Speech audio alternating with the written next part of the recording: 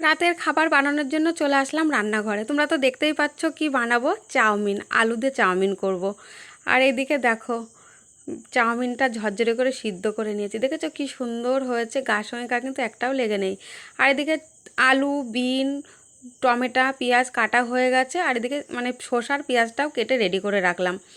আর এদিকটায় চলো উপরে যাই, উপরে চলে আসলাম। এবার এগুলো এক এক করে ভাজা করব। বিন আর আলুটা একবারে দিয়ে দিই, যেহেতু ওটা একটু সিদ্ধ হতে টাইম লাগবে, তো তা একসাথেই ওটা দিলাম। তারপরে পেঁয়াজ আছে, ডিম আছে, সব এক এক করে ভেজে নেবো।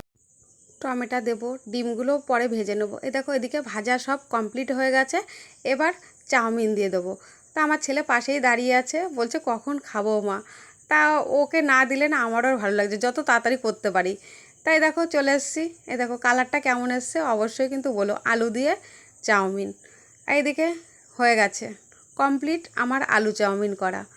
আলু চাউমিনটা হয়ে গেছে। চলো এবার ওটা ফ্যানের নিচে বসে দুজনে মা ছেলে একসাথে বসে খাওয়া দাওয়া করব। এই দেখো একসাথে বসে এখন খাওয়া দাওয়া করছি।